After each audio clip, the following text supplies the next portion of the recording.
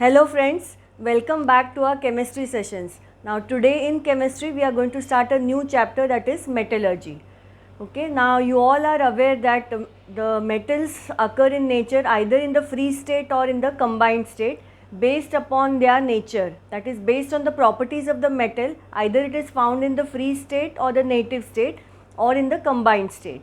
Now all those metals which are highly non-reactive, means whether air, water or other elements present in the atmosphere are not able to have any action on that metal, those are generally found in the free state or the native state. So that is mainly gold and platinum.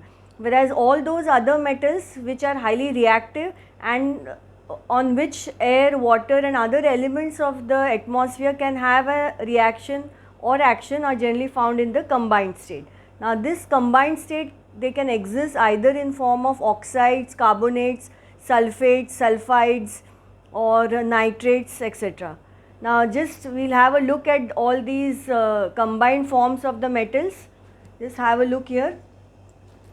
Now metals, when they exist as oxides, it can be bauxite, that is the principal ore from which aluminum is extracted, then zincite, ZnO, hematite, Fe2O3, again this is the principal ore from which iron is extracted, cuprite, Cu2O. All these exist in the oxide form.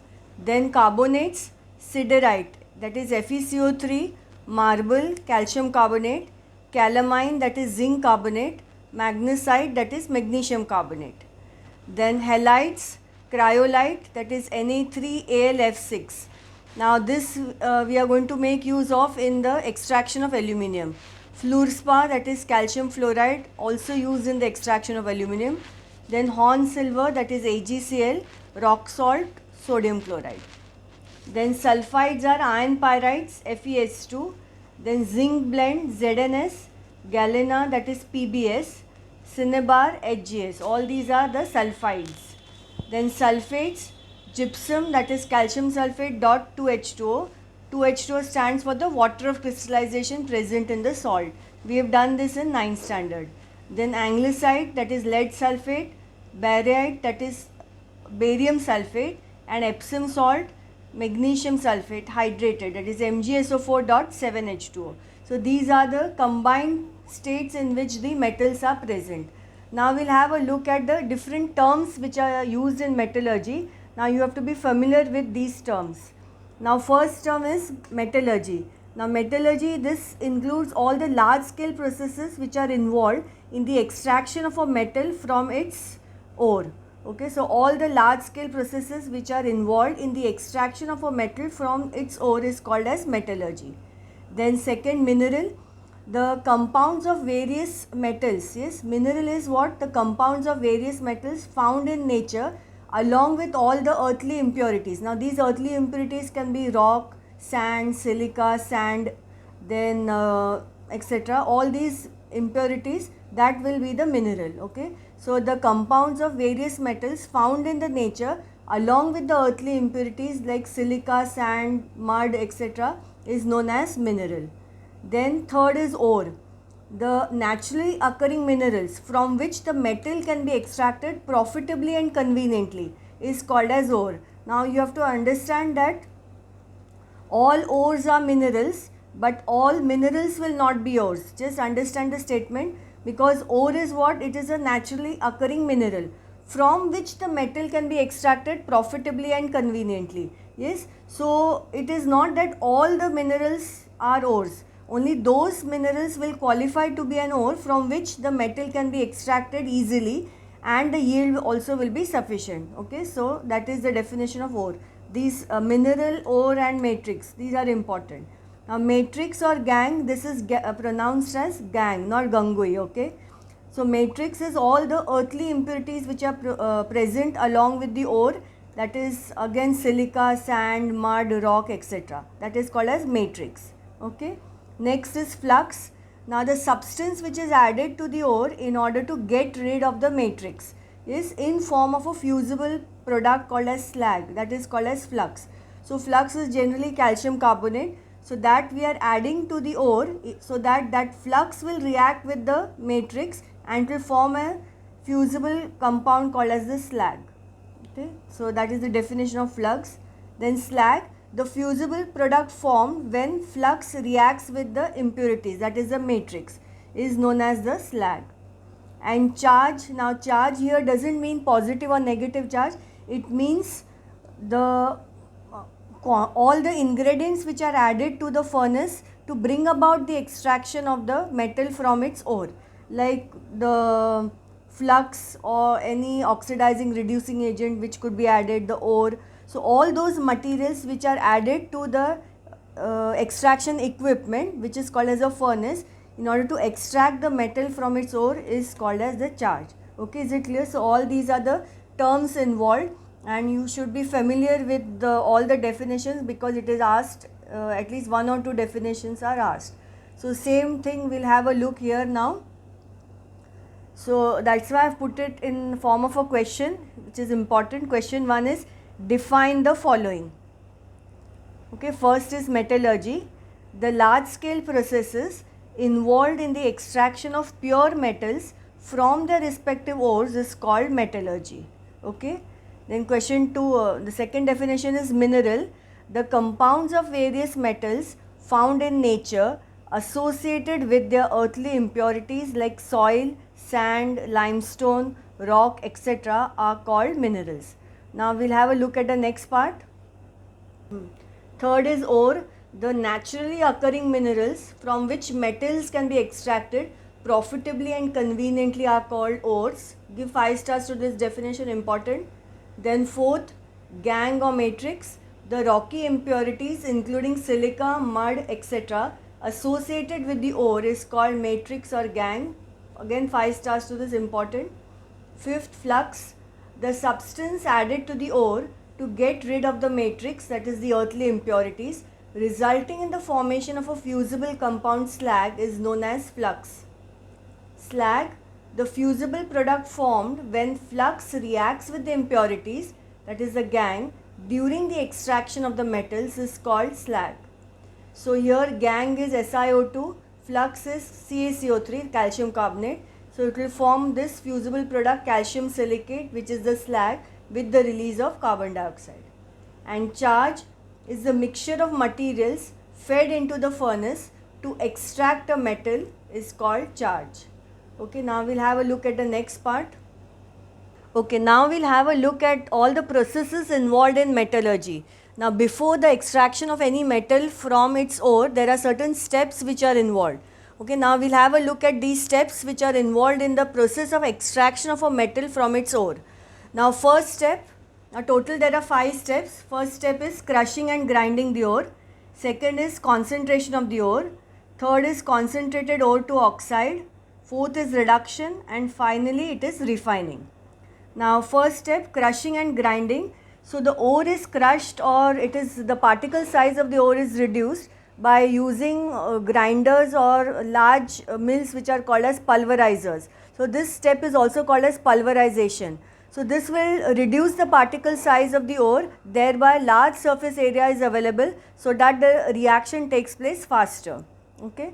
Now next step, that is concentration of the ore. Now concentration of the ore is also called as ore dressing. Now in this step we are going to try to reduce the impurities, that is the gangue or the matrix, as much as possible by the process of concentration. Now this concentration of the ore can be carried out by any of the 4 methods. Now first method is magnetic separation. Now in magnetic separation, as you can see here, now this is a diagram for magnetic separation. Now there is a conveyor belt. Now on this conveyor belt, the ore is a pulverized ore, means whose particle size has been reduced. That is poured here in this hopper. This is called as a hopper. Now one of the wheels is magnetic and the other is non-magnetic. Okay, so the magnetic particles will get attracted to the magnetic wheel, whereas the non-magnetic particles will fall away from it. Okay, so you are having a conveyor belt and a magnetic and a non-magnetic wheel is there. So the magnetic particles will get attracted to the magnetic wheel and the non-magnetic will fall away from it. So the detailed method is not there in syllabus. So this diagram is just for explanation, for your understanding. You don't have to draw this diagram, but principle for each method you have to know. So magnetic separation is based on what principle? Separation of the magnetic ore such as iron ore from the non-magnetic gangue, or the non-magnetic gangue from the non-magnetic ore, that is aluminum is non-magnetic, from the magnetic gangue. So only the principle you are supposed to remember. So that is the first method, is magnetic separation. Principle, it is based on the separation of the magnetic ore, iron ore, from non-magnetic gangue, or magnetic gangue from the non-magnetic ore, okay, that is aluminum ore. So only this principle portion is important. Clear? So this is the first method. Now next method is called as froth flotation process. Now this froth flotation process, as you can see here, just understand the process first. This is a tank which is containing a mixture of oil and water. Now this is a mixture of oil and water. Now oil, preferably pine oil, is used, and you are passing compressed air here through the tank. Now the ore will get preferentially wetted by the oil, means it has a affinity for the oil. So that ore will form a froth or a foam on the top, and the gangue will get wetted by the water and will settle down. Okay, so the principle, it is based, the principle of this froth flotation is that it depends on the preferential wettability of the ore with the oil and the gangue by the water. Ore is preferentially wetted by the oil and hence floats on top as foam, while the gangue is preferentially wetted by the water and settles down. Now this particular method, that is froth flotation, is used for sulfide ores like zinc sulfide, lead sulfide, mercury sulfide, etc. Okay, now this is important. They many times in name the following, etc. they ask, that is the method used for concentrating sulfide ores. So you will write froth flotation. Okay, is it clear? So the principle, this is the principle for magnetic separation, this is for froth flotation. Now we will have a look at the next part. Now next method used for concentrating the ore is called as gravity separation or hydraulic method. Now just understand the process first. Now this consists of a vibrating, now this entire thing vibrates.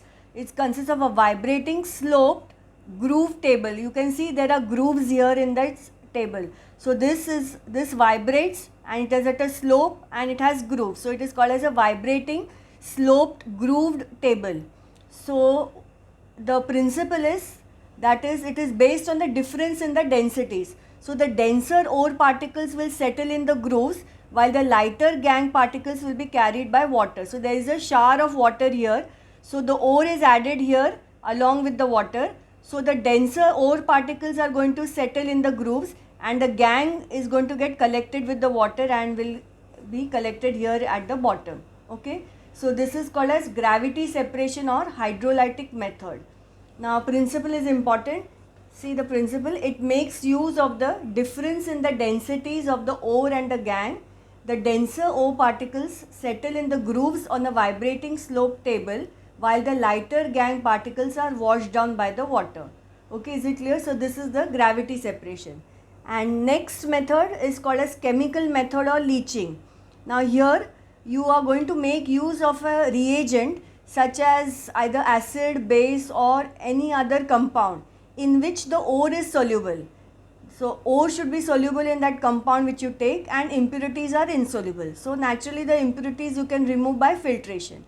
Now this particular method we will be discussing when we do extraction of aluminum using the Bayer's process. Okay, there we are going to make use of sodium hydroxide. So this generally directly in Bayer's process only they will ask you the questions, not with reference to the general method. So principle, just understand, it is based on the solubility of the ore in a suitable reagent, acid or a base, in which impurities are insoluble. The impurities can be removed by filtration. Okay, so example is Bayer's process using sodium hydroxide during extraction of aluminum. Okay, so all these four methods we discuss under the step of concentration of the ore.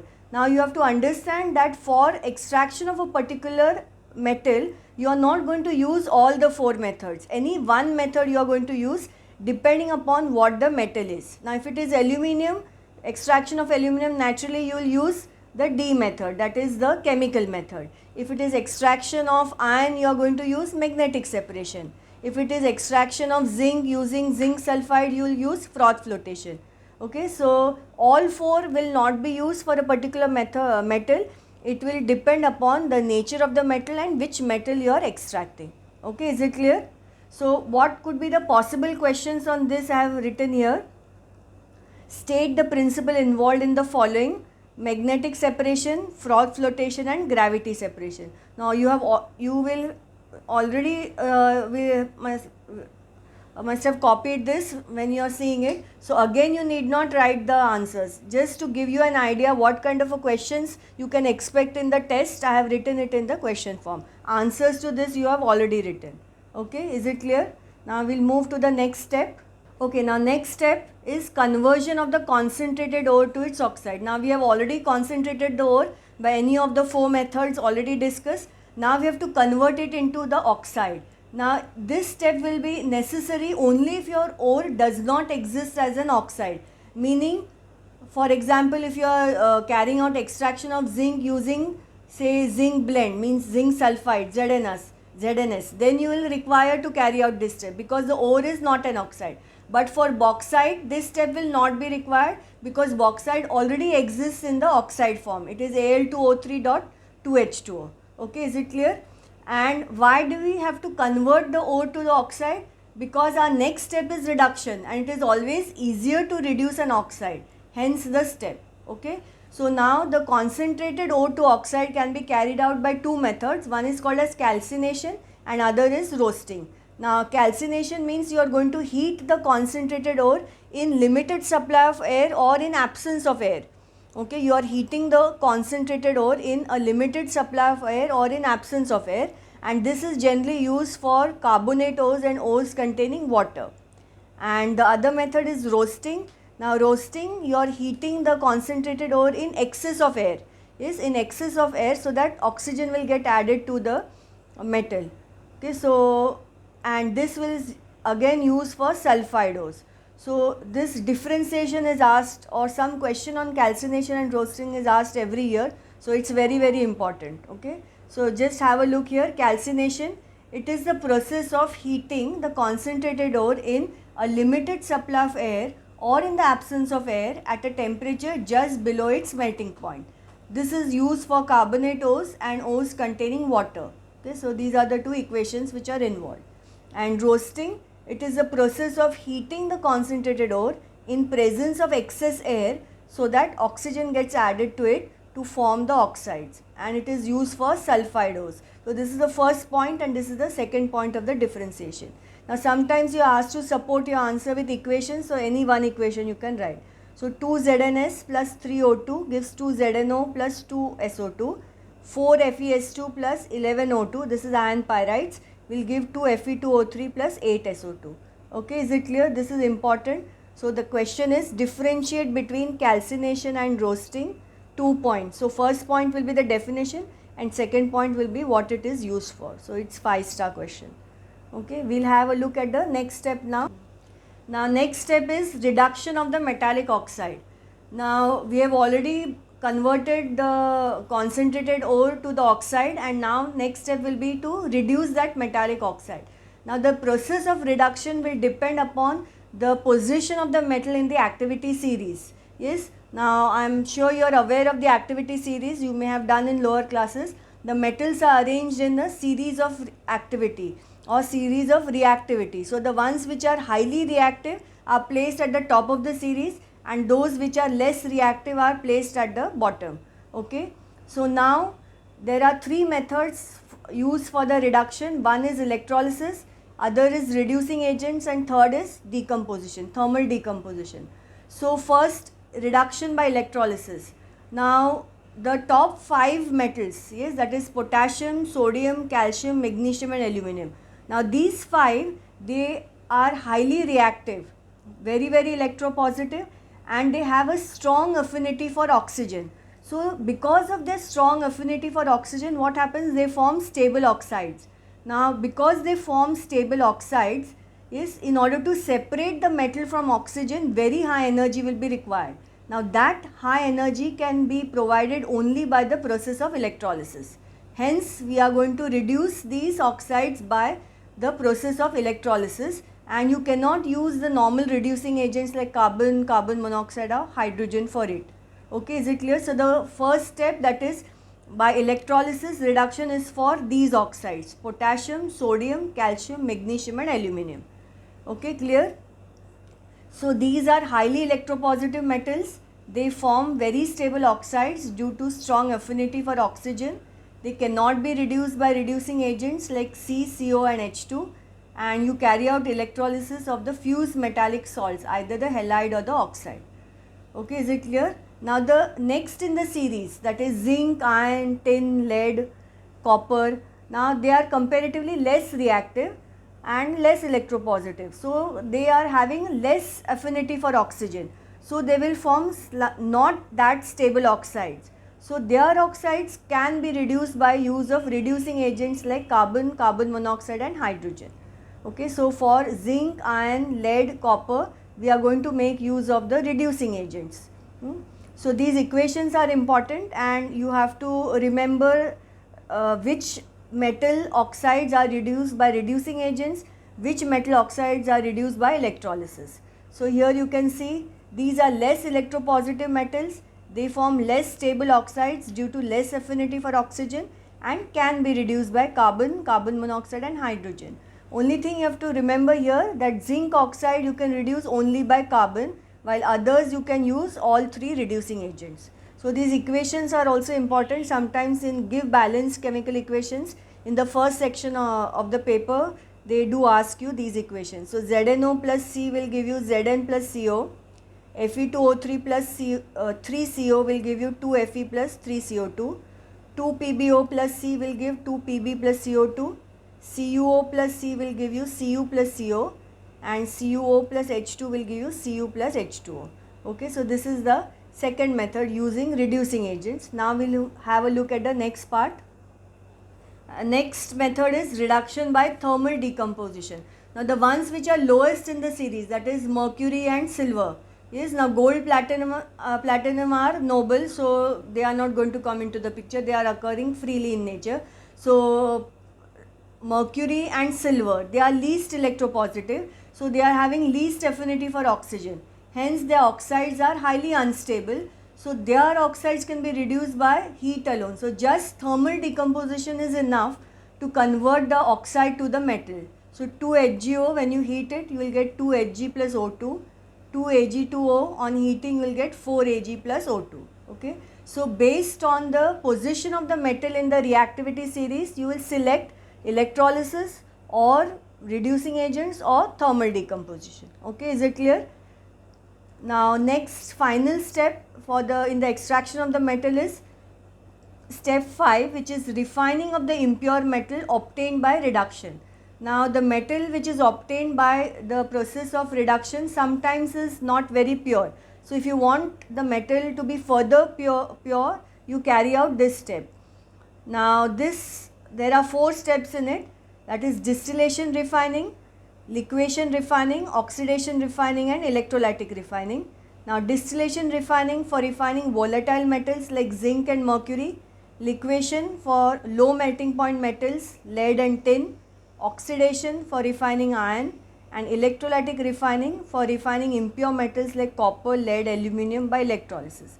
Now this step 5 is only for reference. Yes, details of all these individual methods you don't have it in the syllabus, that's why only a mention has been made. Details of the distillation, liquation etc. is not there. Okay, so that completes the processes which are involved. Okay, that completes the processes which are involved in the extraction of the metal from its ore. So 5 steps we have seen. First step was pulverization, second step was concentration of the ore, third step was concentrated ore to oxide, yes, and fourth was reduction, and finally fifth is electro refining. So now with that we complete this portion of the chapter, and next time we will, in the next session we are going to start with the actual extraction of aluminum. Till then, happy studying, stay safe and healthy in the house. Thank you.